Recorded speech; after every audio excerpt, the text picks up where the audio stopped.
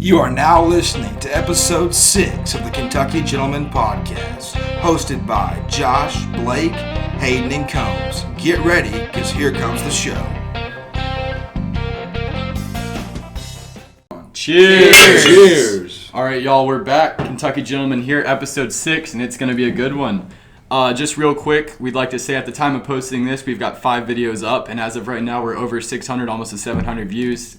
So thanks, and we love each and every one of you, and we hope to make that number way higher in the future. We're just having fun out here doing our thing, and we're glad you guys like it. So I've got some good news for all the Hilltoppers out here. As of yesterday, Caboni, the president, released a video. We will officially be going back to face-to-face classes. No more online for the fall semester, so no, that's a breath of fresh air for a lot of people. You know, I'm ecstatic about that. I'm ready to be back on the hill and going to class.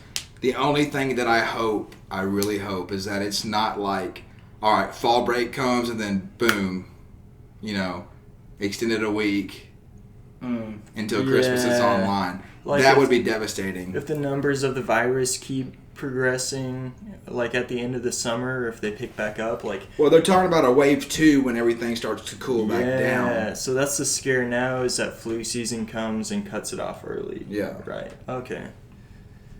Interesting. Because during the summer, you're typically not having flus or viruses because it's so hot that literally it's killed. Yeah, it doesn't harbor the diseases easily and the spread of it. I have faith that, we're going to get back to How hot a do you normal think our resemblance. summer is going to be this summer? It's hard to say. Kentucky summer. It'll be hot. 90, 100. Yeah. But, it's supposed to cool down. Like, the COVID shit's supposed to go down, and they're afraid it's going to come back, but, Lord willing, that shit just fucks off. But, like we talked about in previous casts, people will just get their mind right, then we're going to be all right. The thing is, you've just got to take it by the reins. Like, we have to open shit back up. Yeah. There's no point in all of this shit.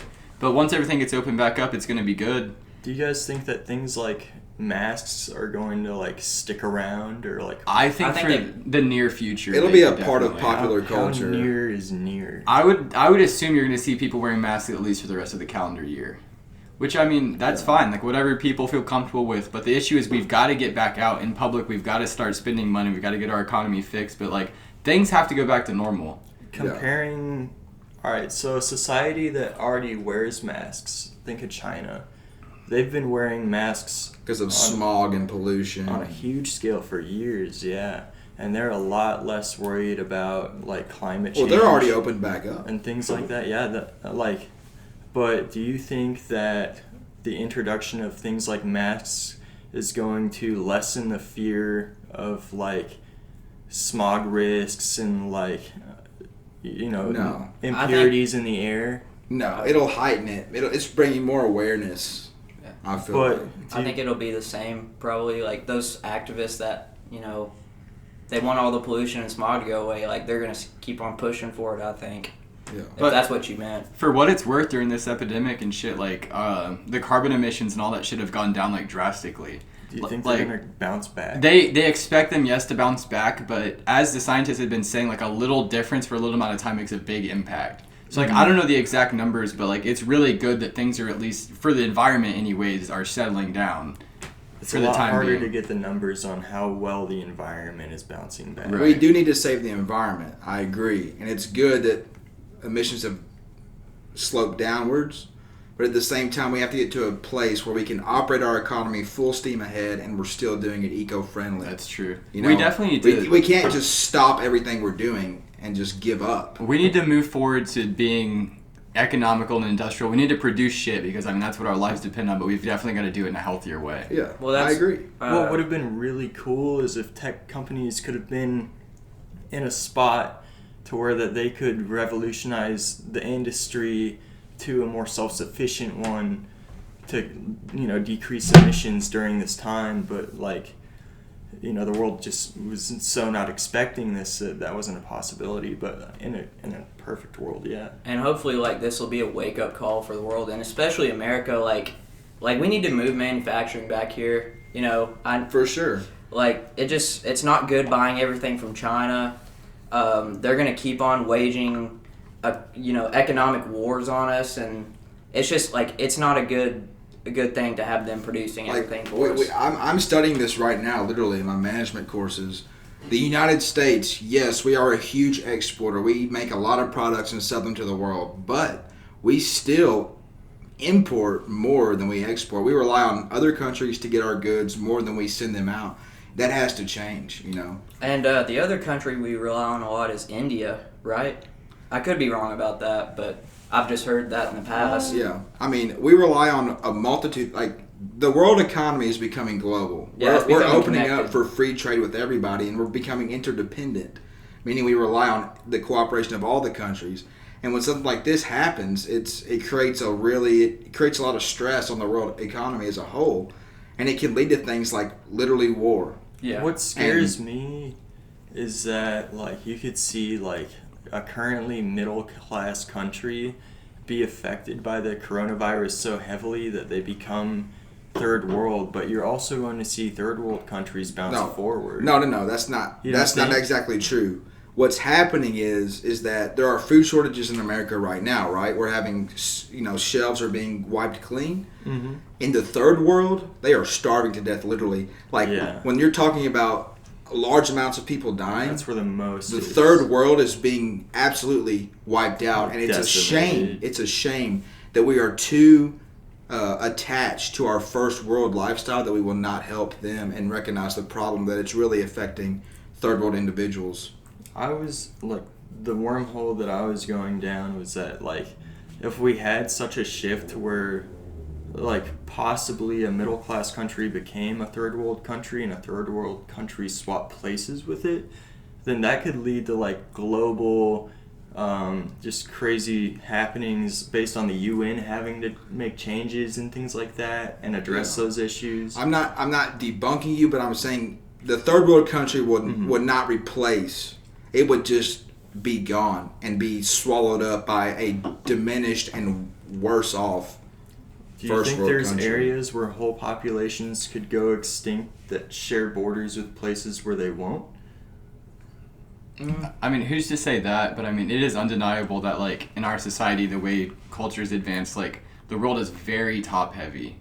Like, when you take the Japans, the Chinas, the Americas out of the equation, the entire world currently is fucking suffering. Because the whole capitalistic society, there's different countries that aren't capitalism, but if you look at it how it is, they make this, they sell this. They make this, they sell this. There's entire countries that do absolutely fucking nothing for themselves. And when you get into a situation like this, they actually have fucking nothing. Exactly. Like, even North during, Korea.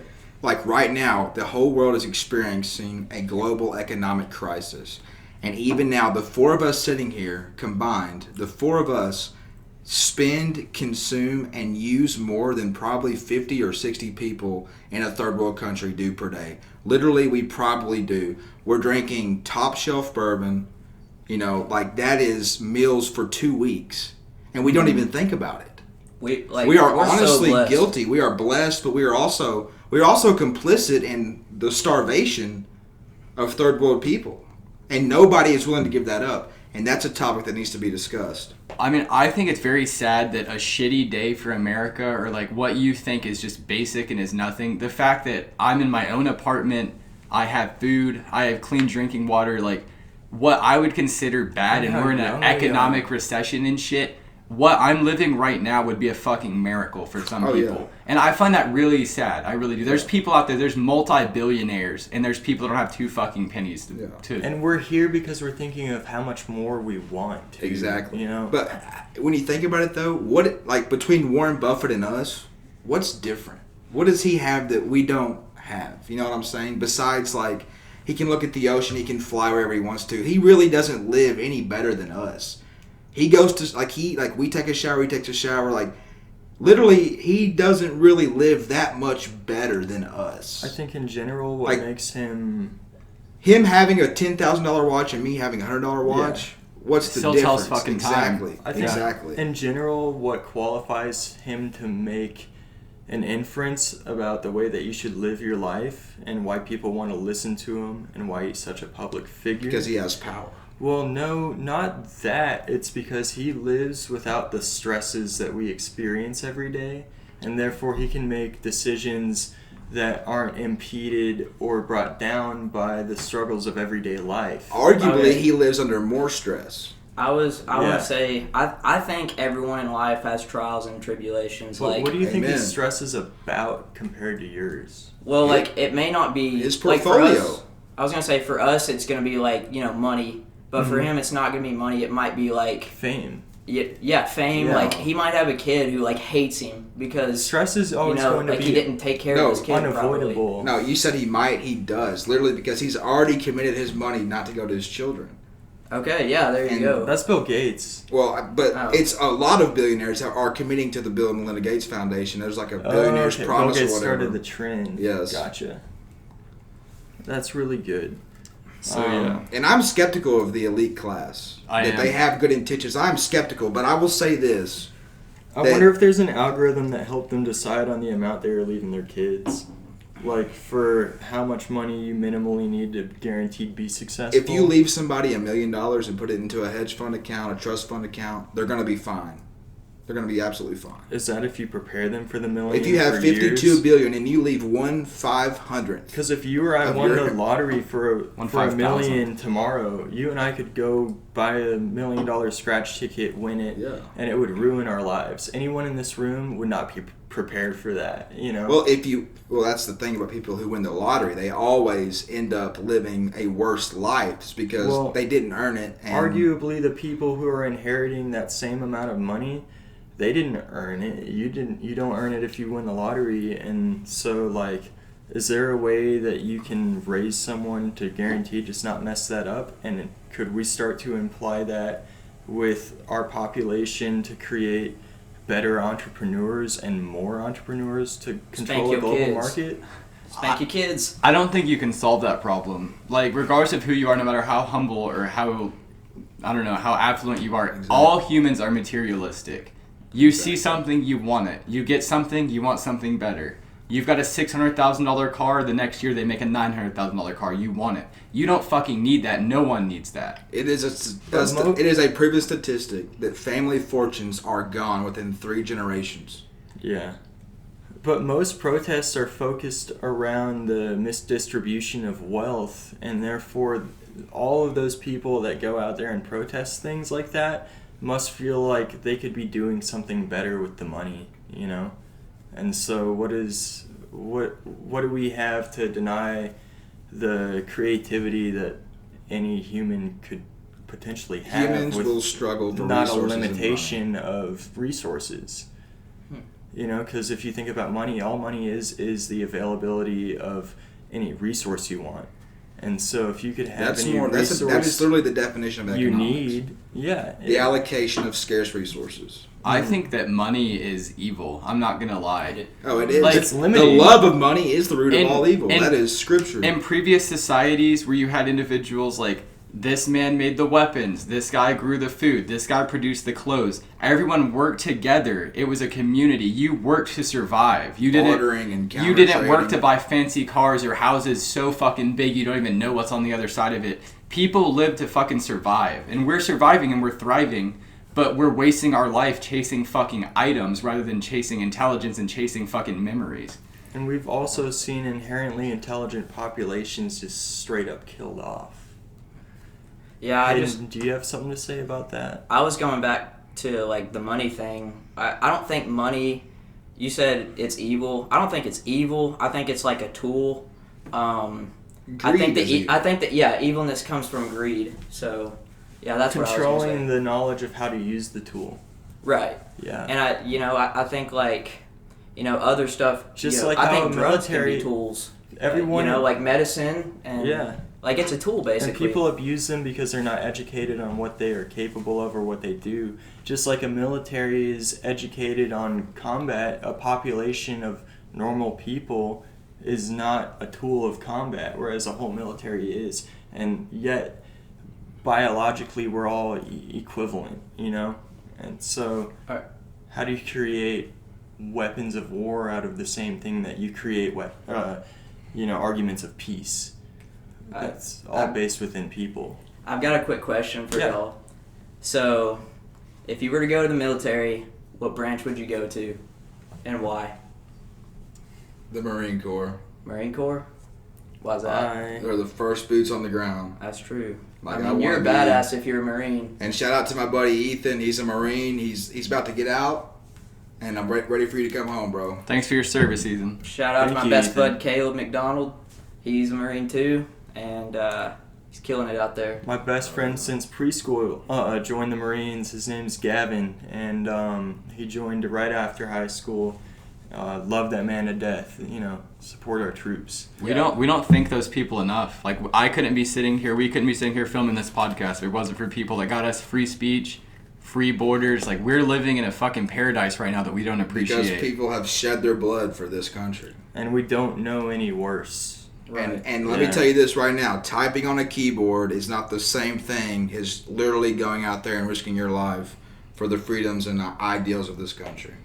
Some of us don't even like going to Walmart because we feel unsafe. There's people out here going intercontinental for us. Wouldn't you That's say? big. Wouldn't you say it's like we're pretty blessed because like the worst things we've encountered in our lifetimes is like 2008 economic crash, maybe 9/11, but we were all pretty young. None for of us that. were sentient. Yeah. Yeah, and then I mean And then coronavirus an maybe. invisible virus that's really not even that deadly. Swine Yeah. flu. It's basically the regular flu. MRSA. MRSA. It's Yeah. basically the Swine same flu. thing. Yeah, we've been through some pandemics, but nothing on the SARS. Yeah, it's been 500 years probably since the world. We have lived in a world with with. sickness. You know, that's just It's part of inevitable. living. Yeah, like people are gonna die, people are gonna get sick. Like it sucks, but you know, it's just Arguably, life. there are gonna be people who live through another global freezing or something. You know, like to each their own. This is just a part of our life, and we're The going empty to have one. to learn that the real world is a heavy struggle, whether we were naive to it before or not. That's true. All right, y'all. Well, I'm going to go ahead and brighten the mood up a little bit. We had some great topics, but just a little bit down.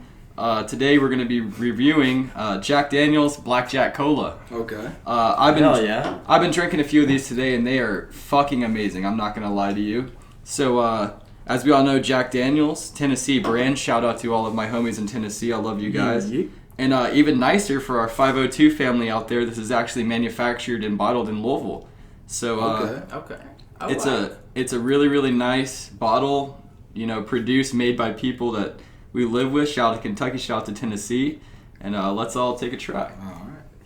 So in essence, it's a Jack and Coke. It's basically, Pre-made. yeah, it's a Jack and Coke, and it's beautifully made What because kind of alcohol is it though? that's what's interesting about it. It's a malt beverage. It's a beer that's made to taste like whiskey and Coke, and I mean that's what I get when I go out to the bars. I love whiskey, and I will say. It's only 4.8% alcohol, but drinking this, it feels like you're holding a fucking whiskey and Coke. I literally rate this 10 out of 10 octopi. I love it. It's Oh, the yeah. shit. Going back to the octopi. I think Yeah. octopi is the rating What scale. does Hayden we have need to say about it?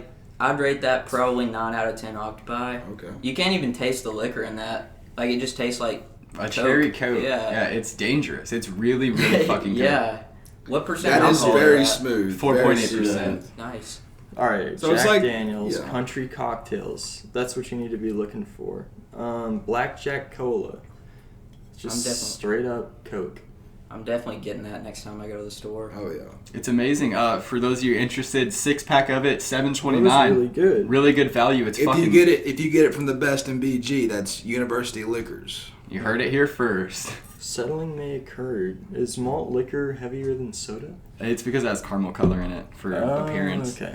Personally, I want to give Red Barn Liquors a shout out because that's where I go. Used to work there. No. Y'all heard my story in episode 3.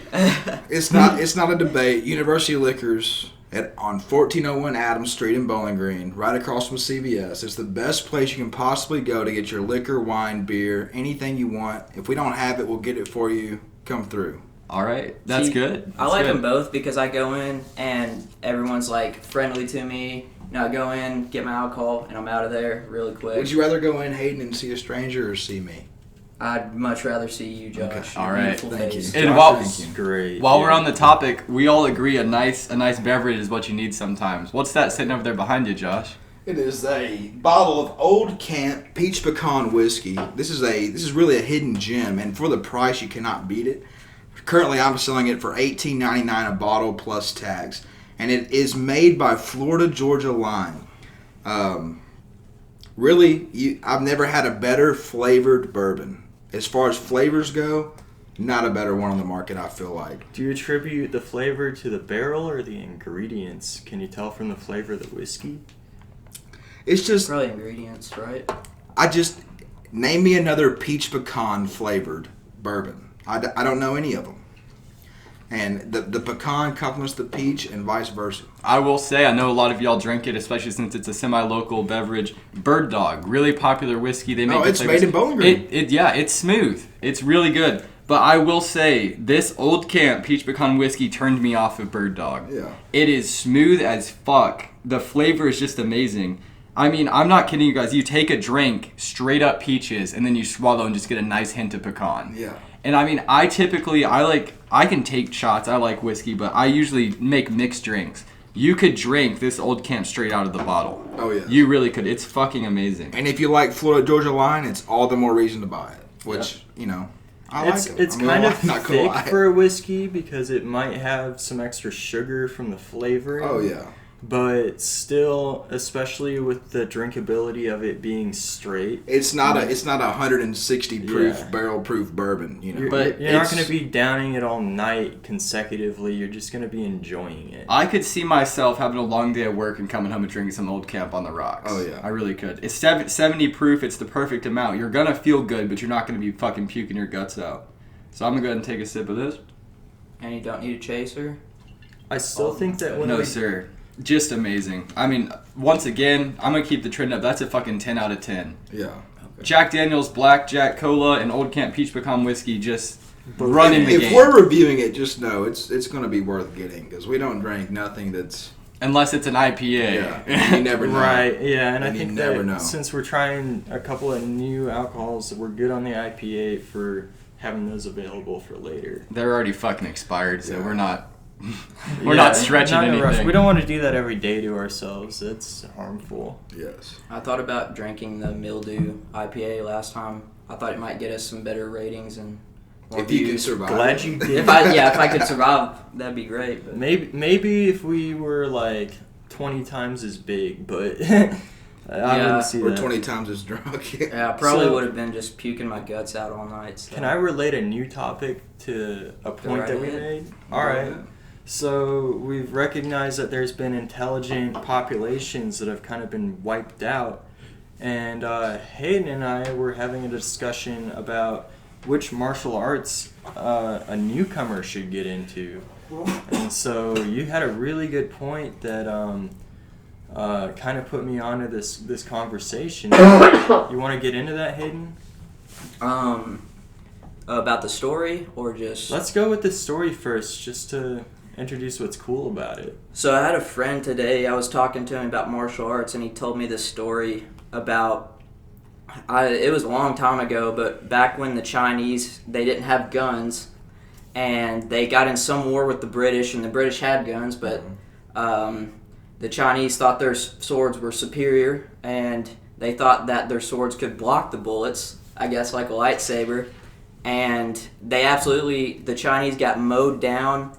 And apparently that day, there were so many Chinese killed that like probably over 100 forms of martial arts were just lost that day because so many people died. Yeah, and it wasn't hand to hand. It was unfair necessarily. Right, yeah. And so, yeah, they just came in, mowed them down with the muskets, and It's almost like when they talk about like a library being burnt in Greece or something. Like, what other knowledge did these ancient societies have they will never be able to get back? And yeah, like you can, I guess you can wonder and speculate on it, but I guess that's just fate. I guess that's stuff we're not supposed to know. So, but that also points to a very important point about martial arts is that they're heavily influenced by region. And so if you're wondering which martial art that you should pursue, perhaps a good thing to understand, like if it's a new enjoyment for you and you're just recently getting into it and you haven't learned one before, then perhaps what you've observed your whole life would be the easiest to get into and pick up on and be beneficial for you without you having to put in years of work and years of injury, and getting your head stricken and things like that. If you could pick up on something and know it by muscle memory before it becomes a harmful aspect of your life, then that should probably be the best indicator. Maybe that's something you should pursue. Yeah. I studied Taekwondo personally for probably 6 or 7 years when I was younger. And I won multiple sparring tournaments and stuff. I actually did when I was younger. And, Taekwondo is not the cutting edge martial art in the modern, realm. I would say undeniably it's Brazilian Jiu-Jitsu. Yeah. Right. It's almost like literally an art form of... What do you attribute it to? I attribute it to having an argument with your body with somebody else. You're not necessarily trying to, hurt or kill, but you're just applying dominance through it. You're arguing with your body. It's okay, you're going to do this to me. This is my response. Mm-hmm. This is how I counter you. It's do we want to keep arguing or not? Tap or It's it's an art form. And I studied Brazilian Jiu-Jitsu for about 3 months. Okay. A couple years ago. You've got a lot more knowledge about it than I do, though. Yeah. I've sparred Brazilian Jiu-Jitsu, and I've absolutely got my ass handed to me. Well, there's actually a gym here in Bowling Green. It's actually over by WK Liquors. Okay. It's called BJ's Gym or something, but they do Brazilian Jiu-Jitsu there. Okay. And I think I'm going to go whenever the gym I'll go opens with back you, up. bro. Yeah, I've got a couple other people going. I told Blake if he wanted to come with me. It's just a great workout. I did it. I did last year for 3 months, and you're running around the gym, getting your cardio, you're sparring. It's Are you guys down for a technical lesson on which MMA sports go hand in hand well together? You can enlighten us a little bit. But I'll tell you right now, the leading martial art for winning UFC fights is Brazilian Jiu-Jitsu and striking. That's just what it is. Yeah. I've always wanted to learn Undeniably. kickboxing too. I think that'd be cool to learn. Yeah. I think that something, though, that creates a martial artist is their love for just fighting in general. And so that limitation... Martial arts is not about fighting. It's about respect, competition, and self-defense. Yeah. If you are training to be a martial artist, you will literally be kicked out of your studio. You're striving to exemplify... If they even sense that you're trying to learn this to be a bully. It is just... Yeah. I studied it for 7 years, man. I know the culture. The whole time I was in wrestling, they said the same thing. That's a point that I was kind of failing to, attribute to, but I feel like for certain people, and especially in certain areas, certain martial arts are more available, and you just have to start with learning what you can. That's why I did Taekwondo Yeah. for so long, is because that's all there was in Murray. And Mr. Den is an amazing person. He is absolutely a role model. He crafted me to be who I am. Wrestling was the first thing that I was able to fully expose myself to, and so those first exposures for you and I make our second martial art that would make most sense to get into totally different. So I took boxing as well. Yeah, but I'm from a fully grappling sport, and therefore the next thing that I should learn should be mostly focused around striking. Yeah, so take So boxing. I've thought, either boxing, which is all striking, or Muay Thai, which is striking at even a closer distance. It's not even a range component except for the kicks. So, but then again, it would make more sense for me to get into boxing because I have witnessed it and watched it my whole life, and I've never seen a Muay Thai fight, Yeah. So that's my point. That's fine.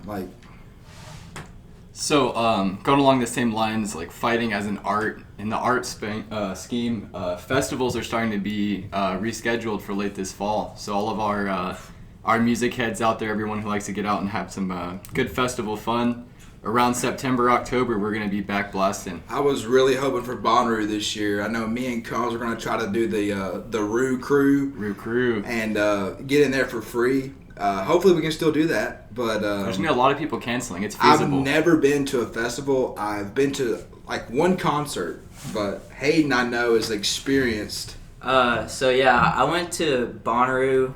If I go this year, I don't know if I'm going to go. It'll be 3 years this year. But music festivals are a lot of fun.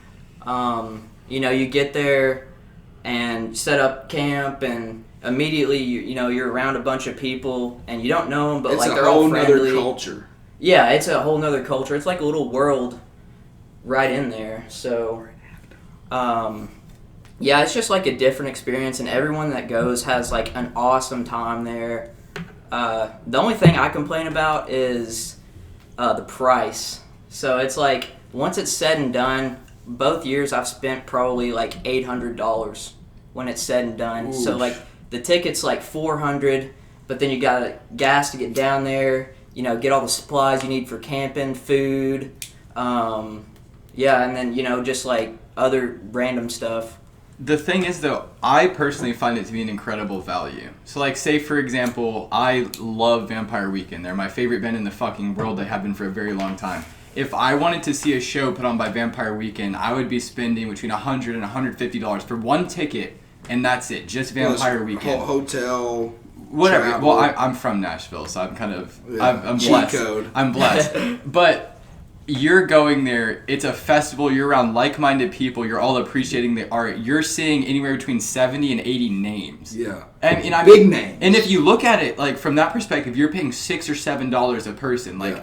it's fucking, I think it's an incredible value. And if you're working for the crew, it's basically free. Yeah, and even if you don't, you don't go in there knowing this artist, or you don't think you like this specific genre, just being exposed in the greatest sense, just around those people. They're putting on an amazing show, and it's so cultural, it's so educational. Like, you're put in front of so many different people, so many different styles of music, and you're just there to fucking enjoy it. Yeah.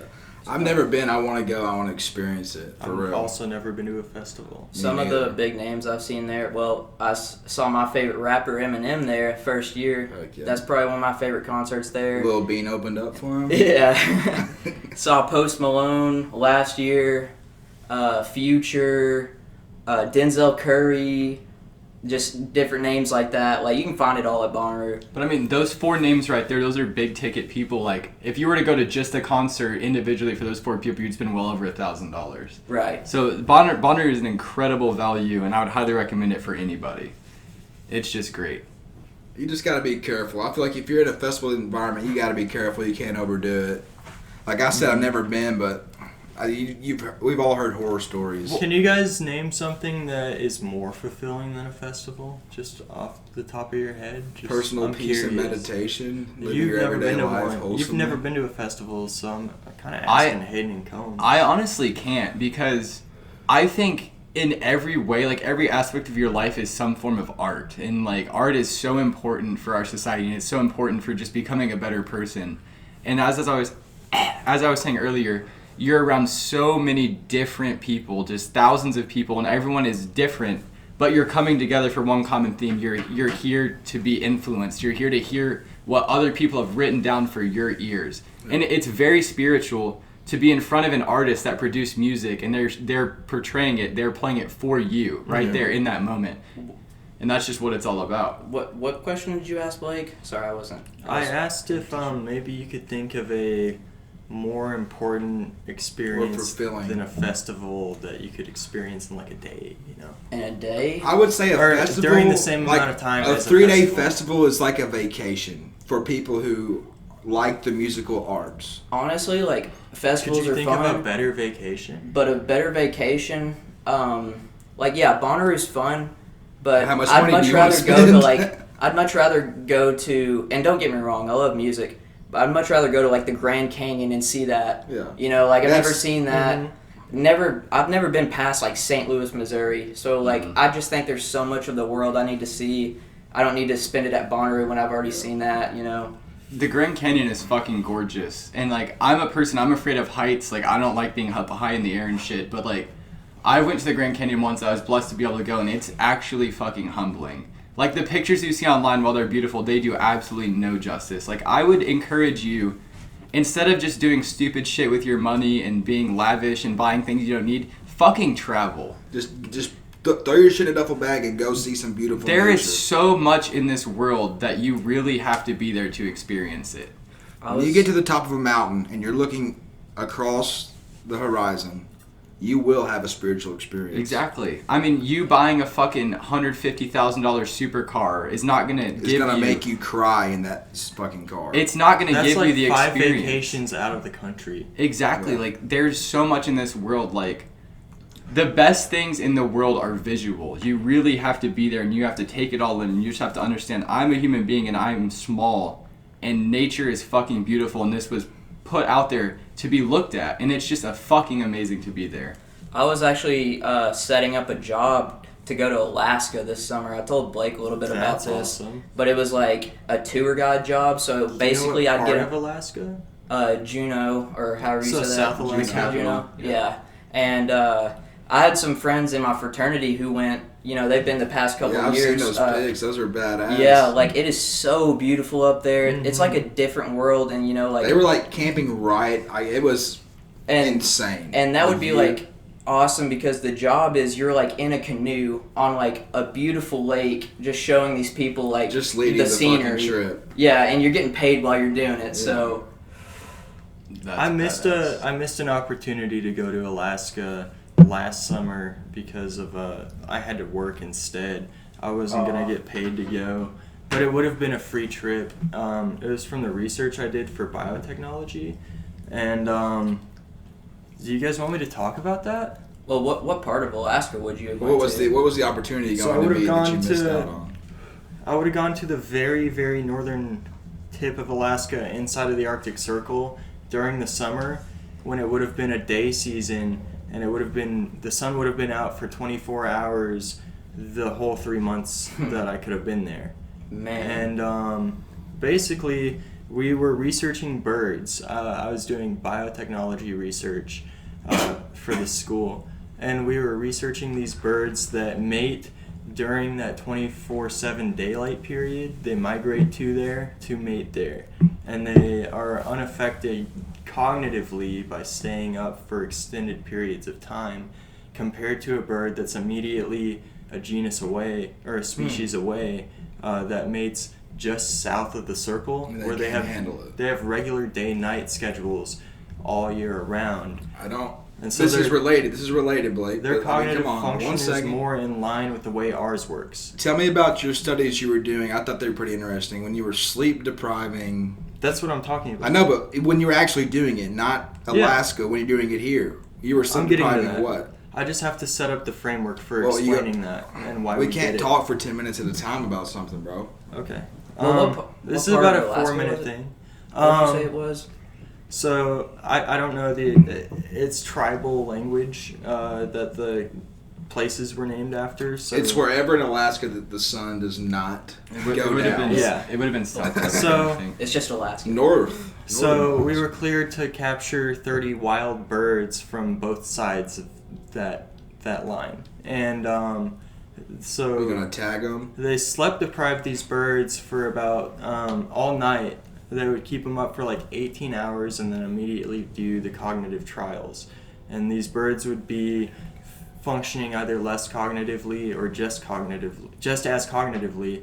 And they noticed that circadian rhythm, the schedule that you follow day to day, has a whole lot to do with what causes the neurotransmitters that keeps these birds awake keeping on releasing. And they were able to nextly exhibit that maybe they could make the bird that doesn't stay awake stay up longer, potentially. And that is replicable in humans as a replacement for Adderall. Since Blake, that was crazy at the end. I don't know where Adderall came into it. You're talking about a neurotransmitter that keeps you awake and cognitive. Okay, wrong thing to say. But since we're talking about science, we're trying to nerd out real quick. Let's talk about Elon Musk and what he named his son and his episode on Joe Rogan yesterday. So Elon Musk apparently can't name his son what he wants to because it's not English characters. Is that correct? So he had some wacky fucking name that's like some. It's like Alpha Sigma. It means ash, and then it's like. It wasn't it a Ash star? Archangel. Yeah, well, yes, AC Archangel, and then it relates to his favorite plane. One of his favorite planes from aerospace technology. But they straight up, the United States government said you cannot name your son that because it's not in our phonetic language. Like they said he wasn't allowed to do it because it was just some random ass fucking characters, and they're just saying you can't name your kid that. And you know what's funny is yesterday he went on Joe Rogan And like he's been having these Twitter breakdowns where he's been tweeting about his wife and his personal life. And he even made a tweet where he said that his stock price was too high. Right. Like, who says that in their own interest that their personal stock is too high?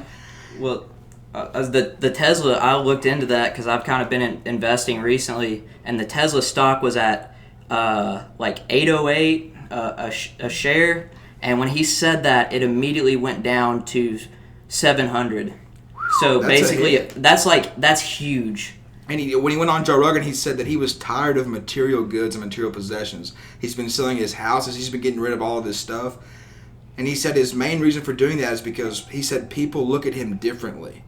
He said that being a billionaire in 2020 is somehow a bad thing because he has all these. I mean, and that's true. You're not supposed to, stack treasures and, lust after material goods. But to sell all your houses and whatnot, that's extreme. He wants to get an apartment.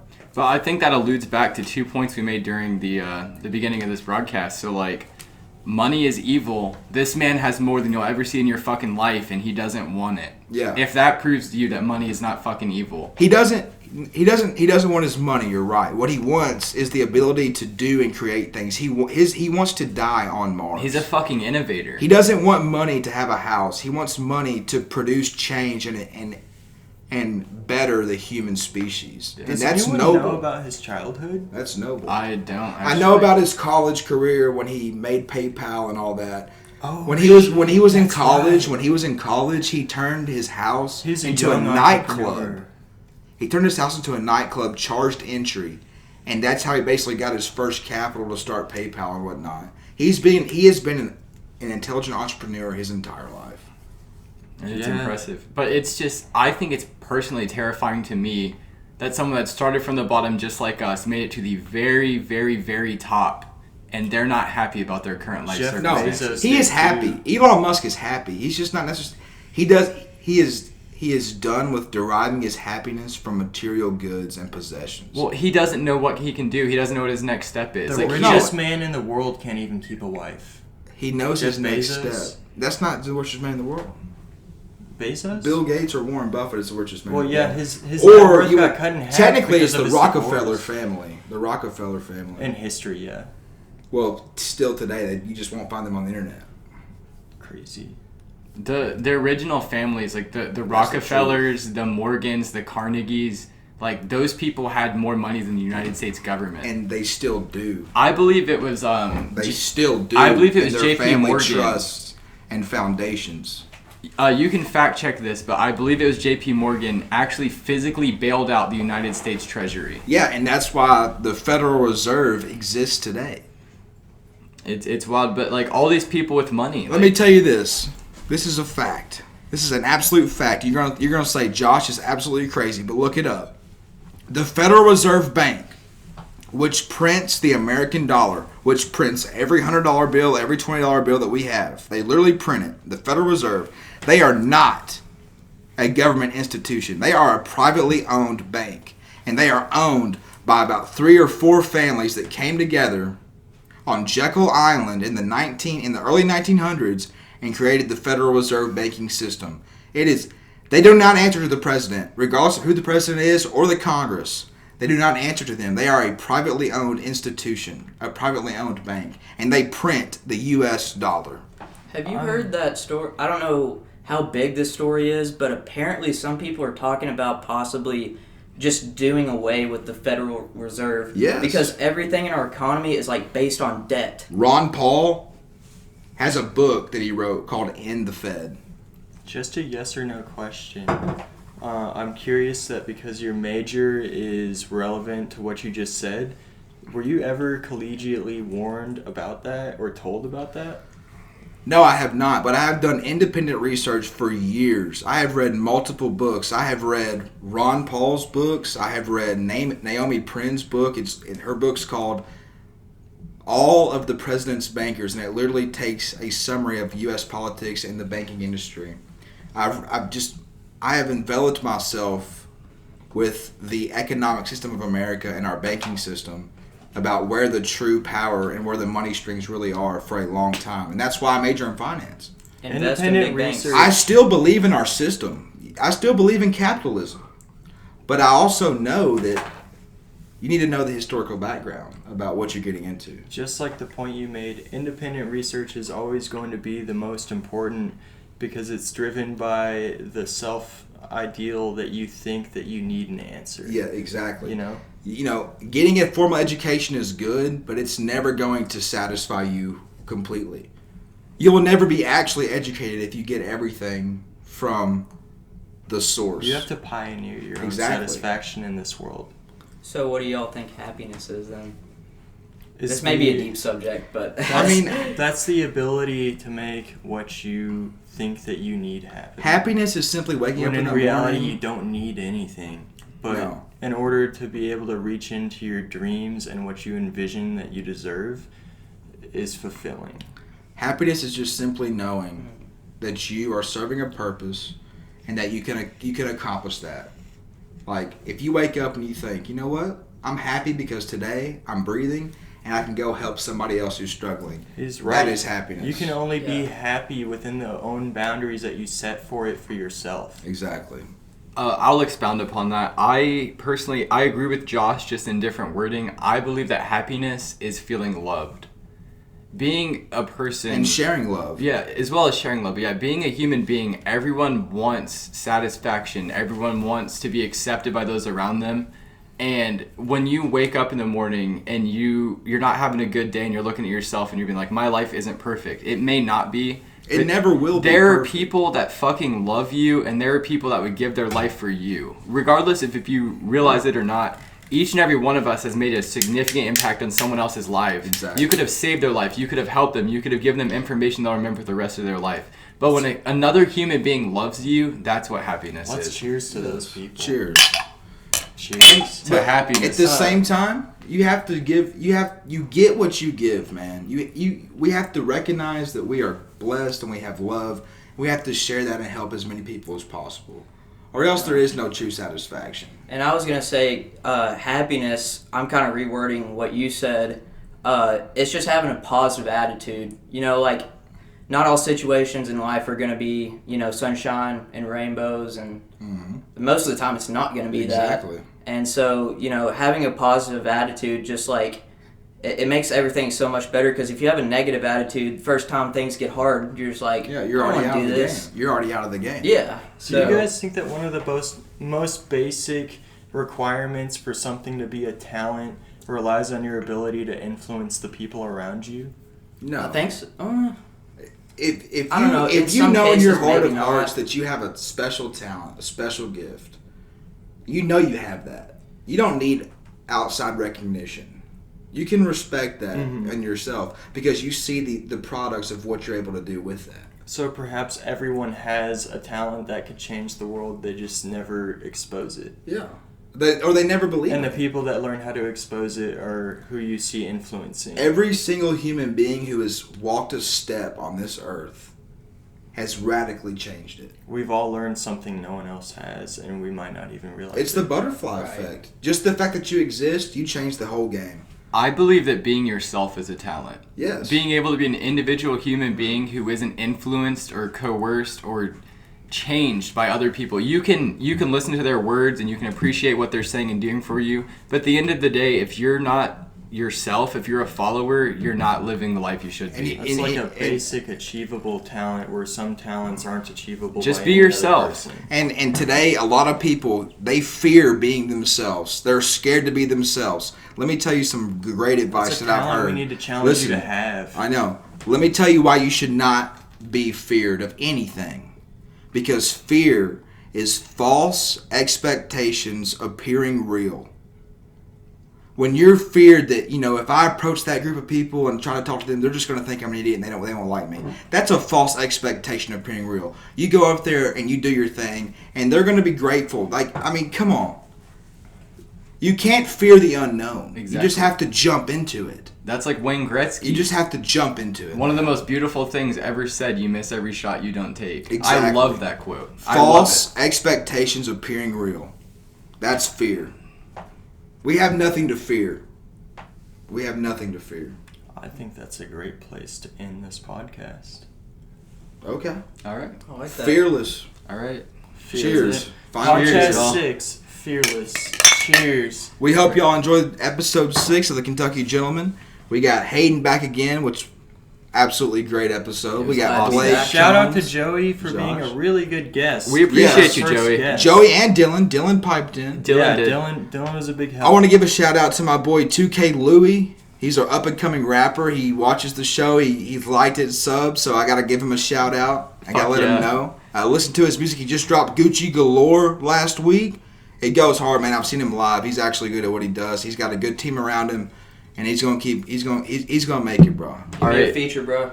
Shout out to Emma and Courtney. We love you guys. Yes. Emma, we appreciate you. One of our first fans. That's big. Courtney Allen, for y'all who don't know her, please look her up on YouTube. Yes. She's an amazing singer and a great fucking person. She told me she'd come on the show, so And lastly, and Emma shout will out- too eventually. Shout out to you, the listener, who has just been challenged to chase your journey of figuring out the potential that you have that is unique to you. And to be fearless in the pursuit of your dreams, that you can do it. Nothing stopping you except yourself.